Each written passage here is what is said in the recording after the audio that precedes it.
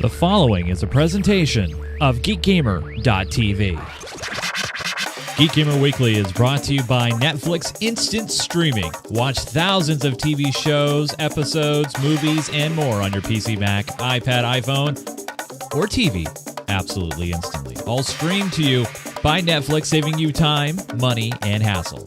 For a free 30-day trial, please go to netflix.com/geekgamer.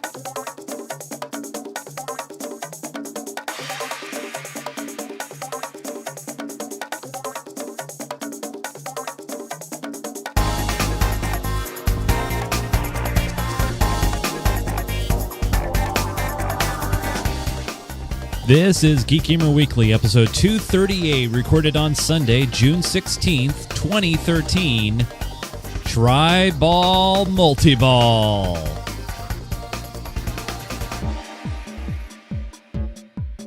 Geek Gamer Weekly is brought to you by Presonus and the Studio Live 1602.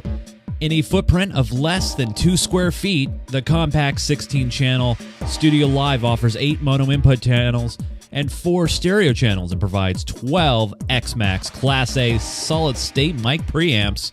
For more information, please visit Presonus.com. Hey everybody, welcome again to another edition of Geek Gamer Weekly. This is the Uber podcast for geeks and gamers, and it's time once again for the monthly pinball topic I like to call Geek Gamer Pinball. And we have 2 pinball all-stars joining us on the show this week. First off, the color commentator for all pinball at geekgamer.tv. Here he is, folks, Mr. Chase Nunes and Bowen Kerins. Hey, Bowen, how's it going, man? Yeah, I consider myself more of a play-by-play man than a color man. You want Todd Mack if you want the color. No, I mean, you're giving background and stories. That's like what a color commentator does, though. Oh, shoot. Yeah, I suppose that makes me... Does that make me a former player? That's really disappointing. Yeah, you don't want to be... Don't knock... I mean, Bowen's old, but he's not out yet. Well, and he's calling himself old on that one, so that's fine. Mm-hmm. Bowen's the one who got this show going tonight. So thank you, Bowen. Oh, it's all right. Is this my equipment? I don't think so. Oh, I don't know. I mean, you're the one who motivated me to hit the record button, so... Murmur. Also joining us is a nerd from Portland, but you may know him as Greg Dunlap. Hey, Greg. Hey, what up? The other color commentator, play-by-play man for Geek Gamer TV Pinball. Yeah. How you doing, Greg? It's been a long time since I spoke to you. Good. We have a lot of pinball down here. I was just out playing some Metallica tonight. And what do you think of that game? It's hard to say. I haven't played enough of it to form an opinion yet, and I think the rules are still kind of unfinished, but we'll see. It's kind of fun to shoot. Now, did you play on a LE or a, what are they calling it, Pro version? Is that what the standard? I have absolutely no idea. How would I tell? Was there a big hammer that slammed the ball into the ground? There absolutely was not. Okay. That was, then you were not playing an LE. Okay. Did you feel like it was worth an extra $2,000? I wouldn't know. I'll have to play it to find out.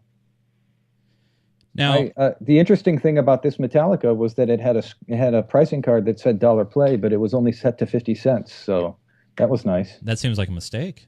It's miraculous. You sure it wasn't 2 for $1? So it could have been 2 for $1. So was this the hammer that you were talking about, Bowen? This is from pinballsoul.com. This hammer next to the snake. Is that what you're talking about? Yeah. I mean, I'm not familiar enough with the bands and know what these things are. I've played the Metallica Pro a few times, and I'm pretty impressed by it. I like the shot flow. I think it's another good play field from Borg, and I really like the rules design. I think that Lyman Sheets does a fantastic job of creating rules that are similar in feel to other games, that you feel familiar enough with them, and while you're playing them, you know what's going on. But at the same time, it doesn't feel cookie cutter. It doesn't feel like you're doing the exact same thing. In this case, you shoot shots, and they add value to other shots. Like you shoot the electric chair, and it'll light up electric chairs and other shots in the game. And so you start to build up value on the entire playfield by playing the whole thing instead of just concentrating on one goal. It's good risk reward. I'm very impressed with the game. and the rules design, I think that it's a winner. I mean, I'm not sure whether I'll like it as much as AC/DC. I really like AC/DC, so I guess that makes me a Beavis and not a Butthead. Well, is that maybe because of the fact that on AC/DC, your song picking and there's a lot of strategy involved, the rules are a little bit more deeper in AC/DC than they are probably in Metallica? Is that probably the reason why you're leaning that way?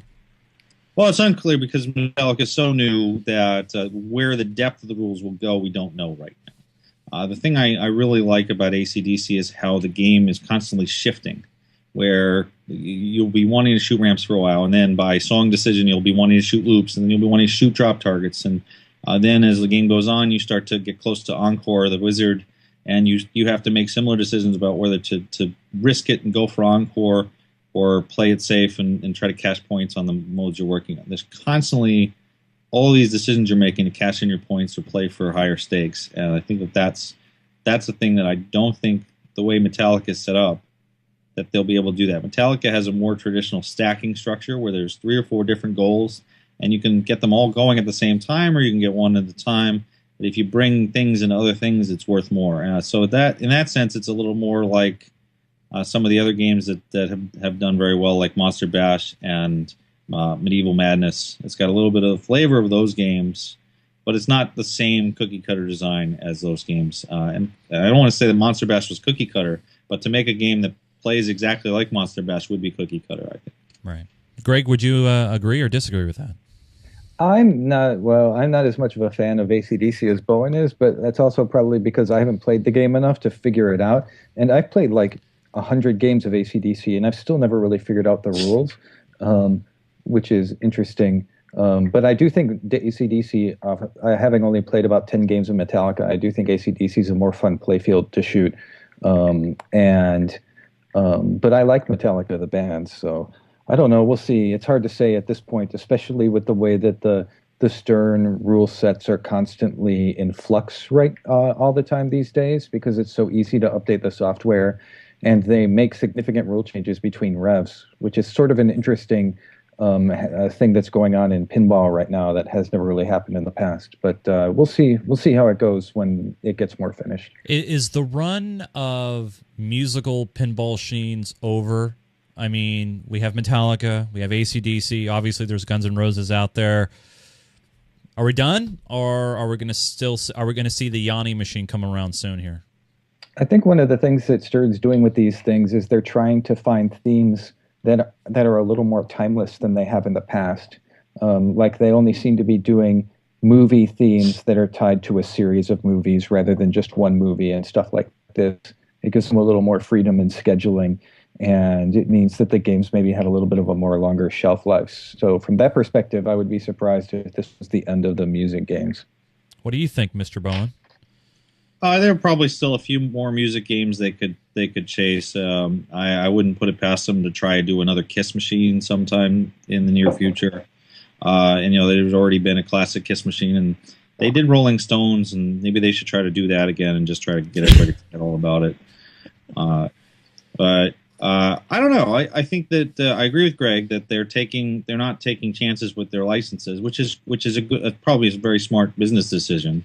Like putting out Avengers, it's going to be good, and Iron Man after the second movie, and the rumor is that they're going to do a Star Trek pinball machine based on the new Star Trek movies, but nobody really is completely certain of whether that's happening or not. If it is, they've got 2 movies worth of backstory, and they already know it's a hit, and they already know it's a popular franchise, so it would work. Like I wouldn't expect them to do, for example, a Superman machine, because there's no real clear idea that franchise is going to continue. The only wrench I have to throw into that is, I guess, Tron, right? I mean, Tron, it was the first movie since, 1980 was the first Tron movie. So to say, well, they put their eggs and they're like, okay, we're going to put out a machine based on Tron. Yes, there's a sequel scheduled, but it hasn't been put out yet. Does that argument really still hold up, though? Fine, it does not. Sorry. I was just throwing that out there. I got nothing. Why would Williams make a Doctor Who pinball machine? You know, in some cases, it's Stern motivating the license. Like either somebody at Stern who really liked Tron, maybe it came through to them through Disney because of their previous work with Pirates of the Caribbean. That they said, well, this is our next big movie, and it's going to be a franchise. And to some extent, you have to guess. Right. And there have definitely been some wrong guesses in the past, like Congo or Johnny Demolition Man. Johnny Turned out to be reasonably okay. Johnny Mnemonic, Waterworld, Under Siege. Yeah, it wasn't. The rumor is that that the Star Trek Next Generation pinball was going to be Under Siege. Yep. Based on the Seagal films, and then it either got yanked or they realized they didn't want to do it, or something happened. And thank God, because I think it came out a lot better for it. I do think that the demographics of Tron meets the pinball demographics pretty solidly too, so that probably played into it. Yeah, good music, good theme, nerdy, hot chicks on the back glass. What, Gem? Wait, you don't think she's hot? Well, they just put Olivia they just put out a new back glass with like the two girls who were in the movie, one who's in the movie for like a minute and a half, and then the other one, the Olivia Wilde character. What is that like? So that boys can buy $300 worth of a picture, and it seems to be working. They're selling like a bunch of them. They are. Yeah. They know what they're doing. Well, the future we'll see. It'll probably be another sci-fi theme. There's, like you said, rumors that it's going to be Star Trek. There's actually more rumors that we've seen the end of possibly a DMD, that it's going to be a color screen on the back glass for Star Trek if Stern is making a Star Trek. We do know that they have the license. That is public knowledge. That is out there. That they got that. Yeah, so that's their Star Trek website. There's been acknowledgement that Stern does have the license and has an agreement, but that doesn't mean a game will definitely happen. Right. Sure seems likely though. Yeah. Maybe it'll be a pin version. Oh, the pin. Do we know how well that's been doing for them? I haven't seen any news about that. I think that is your answer. Ah, there you go. Is that basically because if people are going to spend, what is it, $2,500 or $3,500 on a machine that's, dare I say, limited, they might as well just go ahead and get a full, legit pinball machine in a way? Is that what you think? I don't know. I mean, I know if I was going to spend $2,500 on a game, I would just go buy a Demo Man or a Whitewater or a Scared Stiff. That's just Agreed. Me, though. Yeah, no, it's a great point. Well, let's shift gears here and let's talk a little bit about a big thing that we were all a part of, and it was very, very successful, and that is the Papa TV Kickstarter project. Woo! Yes, it was a 30-day funding campaign. The goal was a measly $20,000. It blew through that. $20,000 is still a lot of money. I know. I'm not discounting that at all. 58,808. 8 is a lucky number in the Chinese world. How fast did you blow through that 20,000? 2 days? It was actually inside of the first 24 hours that the Papa TV Kickstarter earned its $20,000. Now, you say, I answer that as sort of, I don't know whether I feel like I'm part of it or not. I mean, I am, but I'm not. It's kind of weird because I don't get it. I'm not. Wait, Bowen, I swear I thought I saw you in that video. You were there in the video. Definitely makes it a part of it, but I can speak on behalf of some of the things for Papa, but I just... You can't speak officially, yeah. Work for Papa, I've just volunteered time for them here and there. Yeah. And I happened to be in Pittsburgh at the time we were recording that video because we were already setting up for Pinburgh.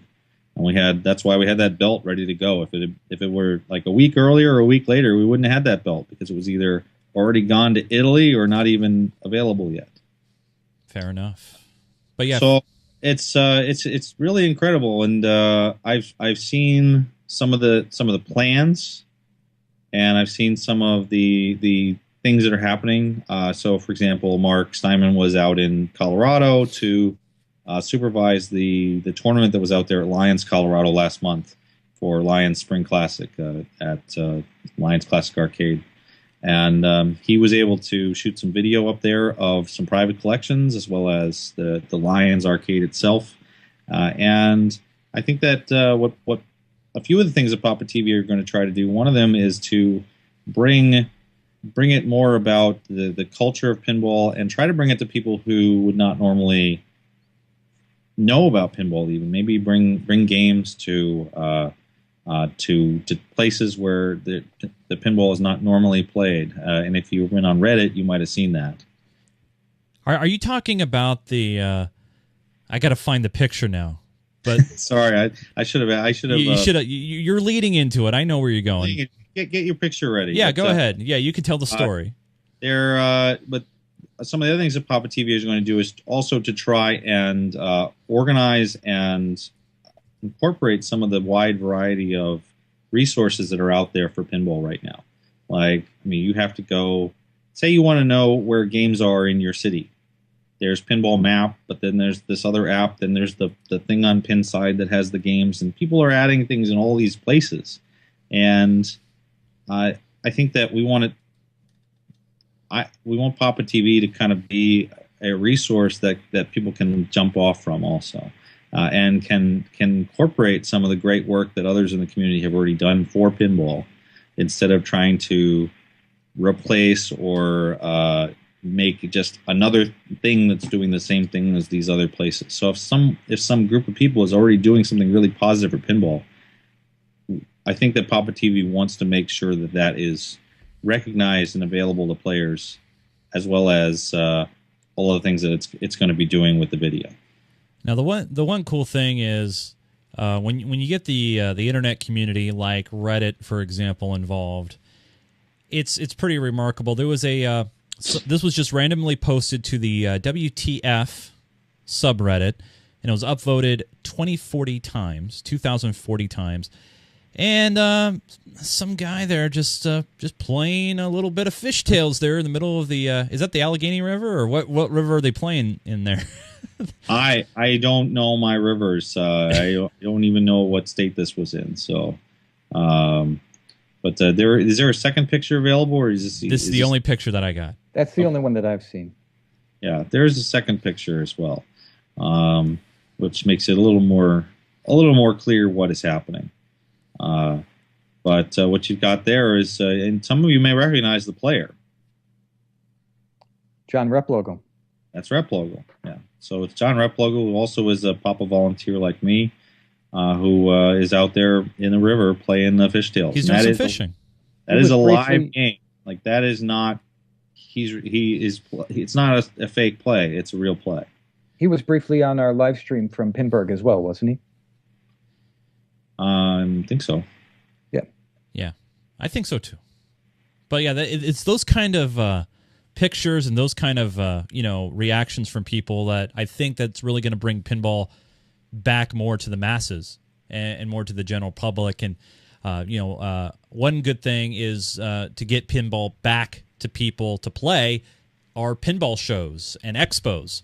One of the big ones that happened in the Northwest, and I got a chance to see Martin Abe of Pinball News. He put a very nice, beautiful picture. What do you call those picture articles? A montage, if you will, of the whole show.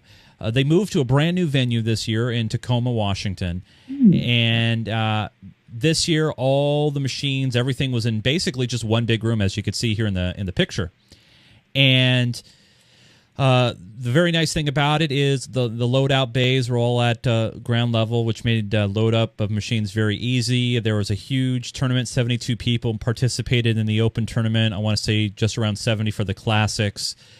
Big names in the pinball world also gave speeches and seminars there at the show. Greg, I don't think I saw you up here. I was very disappointed. No, I was I was traveling the week before, and I had just landed at 10 o'clock the night, Friday night, and I was thinking about driving up with a couple of other local players who went, and I was just too tired. I had just been going nonstop with work for the last 3 weeks, and I was just beat. No worries, man. But it wasn't like driving to Seattle. You only had to drive to Tacoma. Yeah, that extra half hour makes all the difference. It does in traffic. I can vouch for it actually mattering in specific situations. I mean, there was a Jupiter Crush there at the show, Greg, and not only that, there was a Wizard of Oz, there was a Hercules. There were not one, not two, but 3 Rotation 8 machines as well. I've actually never played that game. Oh, I'm just, Every time I've seen one, it's been broken. Well, actually, one of them was broken for the weekend. But that was from what they were telling me, this was the largest collection of Rotation 8s ever under one roof at one place in one time. So probably the manufacturing complex that produced the Rotation 8 in the first place might have beaten that record. Yeah, that's true. But it reminds me of what T.J. Byer did at the first California Extreme in 1997.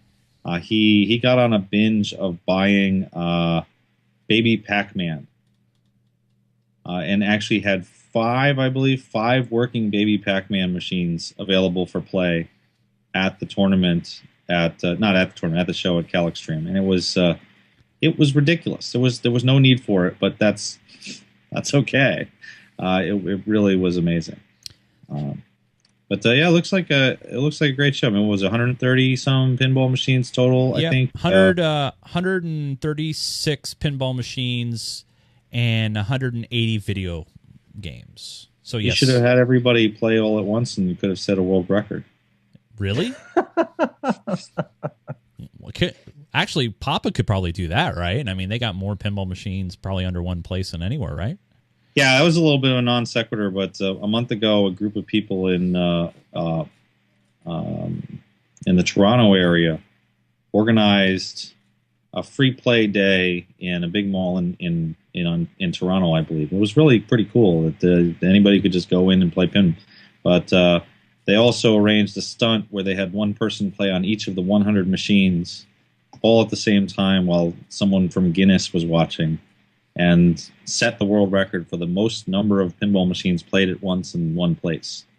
And so the existing world record is 100. Which is ridiculous because, of course, at Pinburg we had at least 400. Yeah, I mean, having all of the games played at once is the requirement. I can't tell you how many games were played at once. I do know that there were 100 matches going on at once at Pinburg in any given round. So what does it take to get the guys from the Guinness record people just to show up and say, hey, we like to set a record. Can you come down and verify it? Is that how it works? It's like I think so, right? Or maybe just fill out a web form or something. I don't know. It's this thing. What's that? What's that hand motion? I don't know what that means. That is the universal sound of money. Oh, I couldn't hear that. Sorry. So although you can record something and submit it to Guinness for them to judge it for free, they seem motivated to want to send someone to these events, and they're good PR. I mean, like that thing, which was the Stratford Festival for Tommy. You know, here we are. We're talking about it here. So their PR was clearly a success. If it gets noticed, if it gets on TV, on the radio, on newspapers, and people talking about it, then it was a success. And I think that to some extent that's what this was. It was a PR stunt. Talking about successes of a worldwide scale. You see how I did that? That's a segue. IFPA World Pinball Championship 2013 was held in Germany this past year, actually this past month, May 31st through June 2nd in a little town in Germany at a nondescript white building that just had an IFPA banner on it. But inside there were over 160 pinball machines in the hall. And is that a world record? And Bowen, who won this tournament? It was IFPA 10 was won by Jorgen Holm from Sweden. He also finished in the Final Four at Pinburg this year, and so he's strong. He's really been a great player for many years, and we've seen him at lots of events. And this is not his first major victory, but the first victory that as at that specific level of championship. And not only that, but the Europeans also won the Epstein Cup, which is Europe versus USA. So wasn't that the first time that's ever occurred as well? Was that a first at this year? I think the first time the Epstein Cup has happened? Oh, no. I think so, right? I thought this was... I think it was. It's kind of a nice idea. And Papa used to have this country championship that the European players would organize and play on the other hall machines. And they would play in the format that the Epstein Cup now uses, which is several players from the U.S. competing against several players from Europe on different games picked by both groups. And so IFPA is formalizing this now. It's a charity thing. It also honors Steve Epstein, who's really the biggest motivator for me and for a lot of people for getting into competitive pinball in the first place. So it's really nice to see Steve being honored for his contributions to pin. The founder of Papa. And he was there too. He was so they looked like they were having a great time. As it was,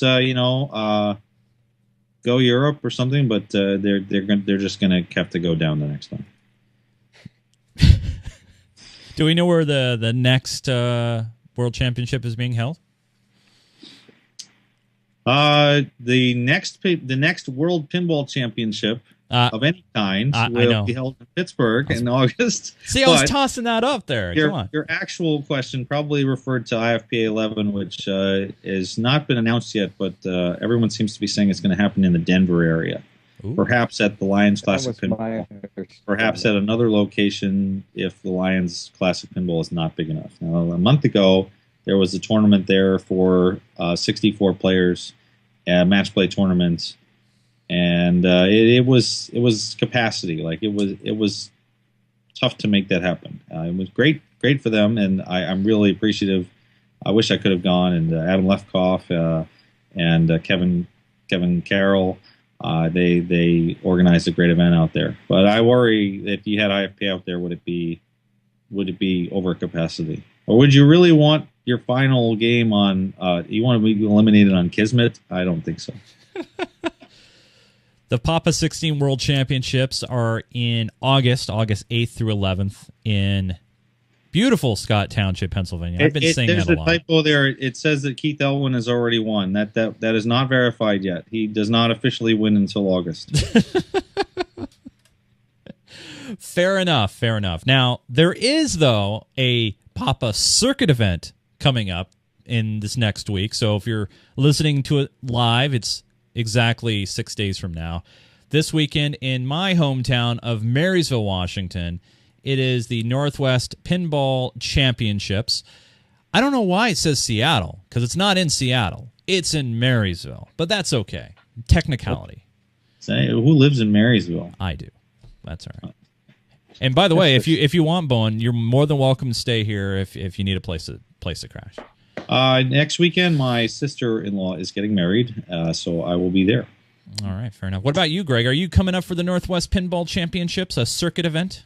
I absolutely am. Me and Noah Davis, who we saw in the finals at Pinburg this year, and another local player, Dennis Brenhag, and Keith Elwin are all driving up from Portland. Very nice. Very nice. And yeah, and that you say it's a Papa Circuit event, but really it's an event that Kaylee George and Eden Stam have been running for several years, very successfully, growing every year, and they really put on something very professional. So they're the ones responsible for making this work, and Papa is basically only a sponsor. Adds a little bit to the value, and maybe a few people will show up for the circuit opportunity. But it's a great event, really one of the best tournaments of the year in the U.S. So I highly recommend it, and I wish I could go. Yeah, we'll miss you, man. Miss you. I will say proudly that Geek Gamer TV was there last year. Really, one of the true pioneers of live pinball broadcasting, because we had it was just one of those luck draws where we had a piece of equipment and we were testing it out, and we saw one of the most epic games of Jackpot ever, and thousands of people watched that live and have watched it since then. And I know there probably won't be a Jackpot this year. I'm a little sad for that. I wish there would be a Jackpot up here, but Are we going to be doing any streaming this year? No. Okay. And that's just because of the fact that I don't have that piece of equipment. Part of the problem in doing live internet broadcasting, as a lot of people realize, is bandwidth. You need to have decent bandwidth if you want to do that live. And so, since this building is actually physically detached from the hotel, there's no way to tap into the hotel's broadband.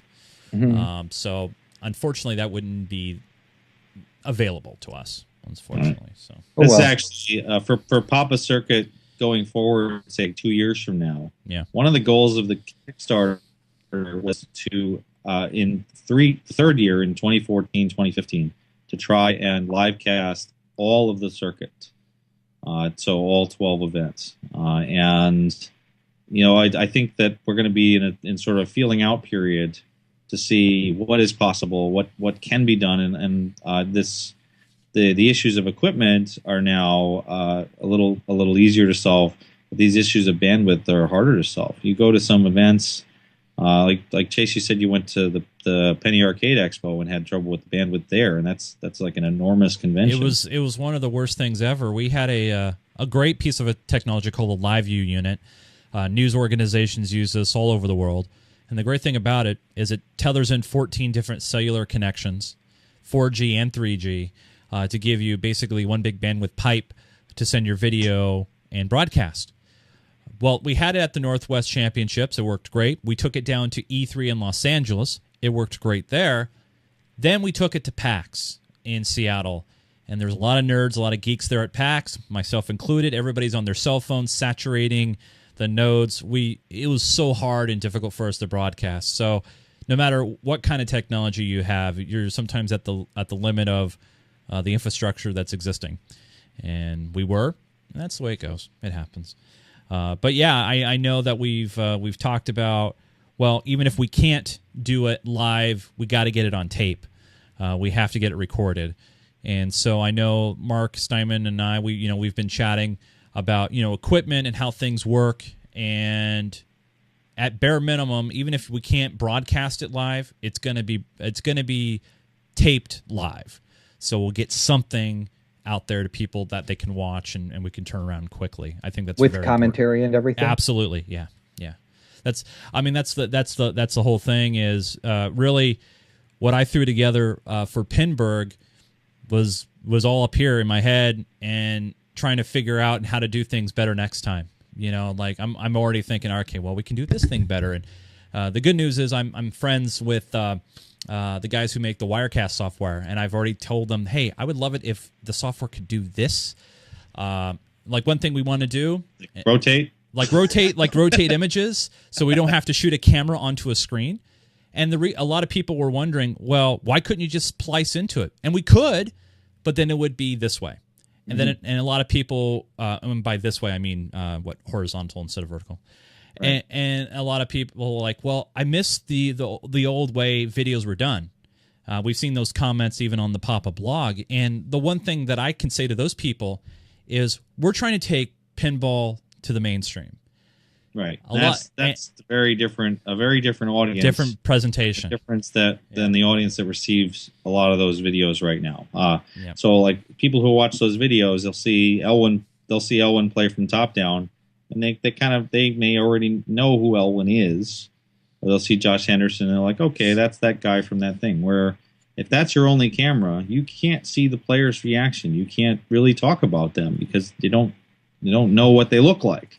All you see is their hands, and bring in the scoreboard camera, bring in the player shot, all of these little details that add up to a lot, and they add up to something that can be a real broadcast. I definitely, I don't disagree with those people, but they're hooked.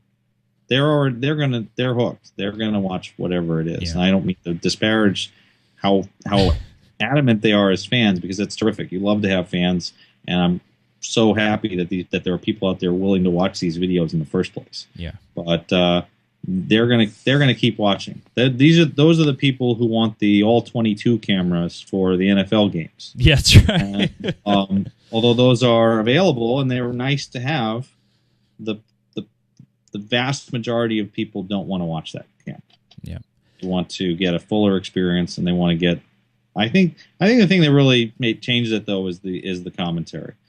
Like I still can't watch a pinball game being played from a YouTube if there isn't any description or something happening. After a minute or two, I'm just like, all right, somebody playing pinball, whatever. Even the videos of Lyman playing Metallica, those are about as good as they get, and he's showing the features of the game, and it's like brand new footage. I ended up tuning out of it at some point and going like, okay, it's Metallica, it's still Metallica. But if there was some voiceover there saying, here's what's happening and why, I think that it changes the product and it changes the potential audience. Well, we got a lot of comments from people, when you and I were commenting, Bowen, and same thing with you and I, Greg, where people were very appreciative of the fact that we're giving them background above the game, background of the players, giving them the full picture of what's happening. And I think that's the key to appeal it to a larger audience. If you don't do that and you only appeal to just the fans, if you will, or the pinball players, it's not going to grow. You have to, dare I say, dumb it down a little bit and show people, this is how you do it. This is what it's about. And I had a lot of people. It can grow. It can still grow, but you're setting a limit of how it can grow, and then you're going to rely on the access to the game to carry the audience instead of the broadcast to carry people to figure out where the game is. A couple comparisons I can make are to Magic tournaments and League of Legends. And I've watched a couple League of Legends broadcasts, and I have no clue what is going on. And the broadcasters don't seem to be interested in bringing it to my level either. They're talking about whatever specific thing that's happening, and it's way above me, and so I can't watch those. But thousands of people do. They have an audience, and they clearly have a product that's a broadcast. Magic the Gathering is a little bit the same way, although I had some experience playing Magic and competing, so I kind of get a feel for what's going on. But it's definitely, I think Magic is too difficult to explain away in a way that pinball isn't. Like you can talk about core skills, you can talk about specific shots and strategies in ways that live are understood by someone who isn't really a pinball player. Well, one thing I always like to sometimes equivalent to is, dare I say it, it's not really much on TV anymore. I know it's still on ESPN occasionally, but bowling. When I was growing up, I would always watch bowling on Saturday afternoons on ABC. And even though, I knew how to bowl and I could throw a ball down the lane, I loved watching these professional players just bowl their hearts out, if you will, and have good, intelligent commentary. And then they would have the Nelson Jr.'s tip of the week in the middle of that. And I could envision that happening where Bowen... Sir, Nelson Burton Jr. That's right. Nelson Burton Jr. Get it right. Yes. Where like we could have something like that where Bowen, you have now it's time for Bowen Kerins' tip of the week. And are you saying that I'm an old, washed-up player who can't actually win anything ever again? I see how it is. No, I would never say that. You have a trophy right there to prove me wrong. That's I would never say that to your participation face. trophy from a soccer league. Am I still on that? What was that, Greg?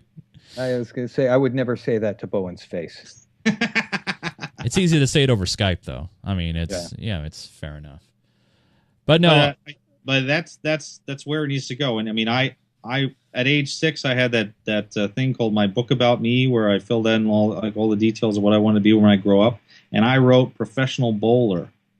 Yeah, baby. In the box because I wanted to be Marshall Holman or Earl Anthony. And I actually feel like I've come about as close as I ever possibly could to that with what I do with pinball, because I'm definitely not good enough at bowling to ever pull that off. But I didn't know about pinball at that point, and maybe we'll get some people who are who will want to watch this on broadcast. And I don't know, I'm biased, but I feel like it's more interesting. Bowling is good, but pinball has a little more variety to it. And a little more action, and it's happening right in front of you, and it's something we haven't really been able to get right for the many years that it's been available, and maybe now we can. Well, the best part. Go Go ahead, Greg. Sorry. I definitely had some friends who are not into pinball at all who were telling me that when we were doing it at Pinburg that they ended up unexpectedly drawn into it and stuck and watching it all day. And it was exactly because of the commentary and the background that we're able to give on the games and the players, because it was able to give them a background on things happening. And I mean, in the circuit final, we of course had the advantage that we had a great story with Daniele coming up from the bottom and making his way all the way to the top. Spoiler alert! Spoiler alert! Spoiler alert! That's all. That's all. Oh, all of those crap. Sorry. Made it all the way through round 14, sir. I forgot we haven't broadcast all those yet.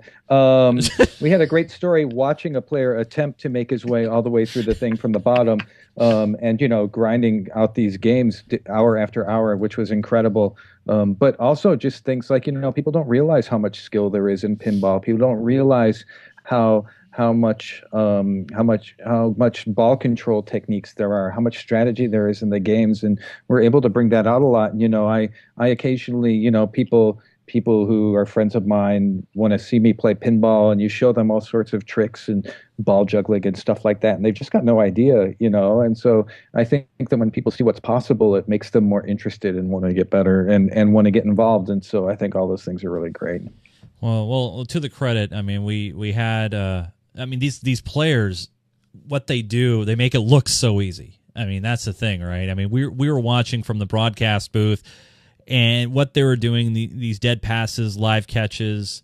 I forget who it was. Maybe it was Trent Augustine, who just walked up. First flip on Iron Man was a live catch. Iron Man, a live catch on the right flip. Yeah, there we go. It's like, wow.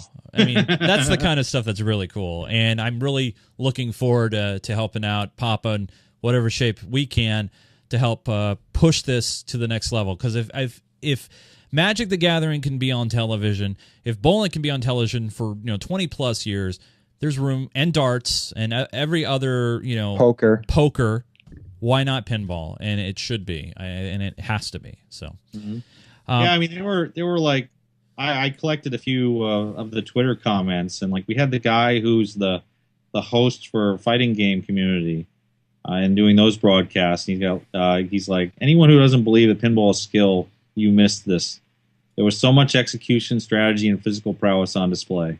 And I think at one point we haven't seen it yet, but Elwin does some tap passing on a game, and people watching the live stream were just mesmerized by it. They're like, how is that physically possible for someone to do that? And then how would you even think to do it too? Some of these skills, it just looks like magic. You just don't even. I would never in decades of playing pinball have thought, I can tap the flipper button with a light brush and it'll just bop the ball over to the other side. It's a miracle. Once you know it's there, there's so much available, and it opens the game up. And I'm still learning. It's amazing. Yeah. Yeah, and it was watching those broadcasts, that made me realize how much in the modern game, how important live catching is, and it's made me try to learn, to practice, to figure that out, to bring my game up to speed. So I mean, even me, I've been playing competitive pinball for 20 years, and that stuff's driving me still too. So it's really incredible to see, and it's one of those things that I can't wait for the next level. We're just on the tip of the iceberg now with the thanks to, equipment being at a more reasonable cost, where someone literally like me, where, I don't make much of anything, and be able to scrounge and make things happen. Now we have the great power of the community behind us, and, a lot of people got behind. 724 people, all of you, thank you. And also there's many more of you that didn't get involved in the Kickstarter project, but are still very much a big supporter of pinball and pop in general. And really thank you to all of you who helped push this, because literally thousands of people watch that live broadcast of Pinburg, and there's gonna be some very, very cool things coming down the road. I can't wait to show them to you guys. So yeah, and it's not just pop. There are all these other league organizers and people just running their butts off and volunteering time and effort in communities all over the world. The internet allows us to come together and yell at each other, or to sometimes do things together as a group. And I'm hopeful that Papa TV will be one of those uniters where we can really bring this forward in a way that gets noticed and gets out there to lots of people. There are so many people in the world who just don't know about pinball at all. Yeah. And if there's opportunities for us to reach those people, it would be wonderful. Yeah. Well, you guys, I think that's a good chance, an opportunity, kind of put a nice little bow on things and wrap things up here.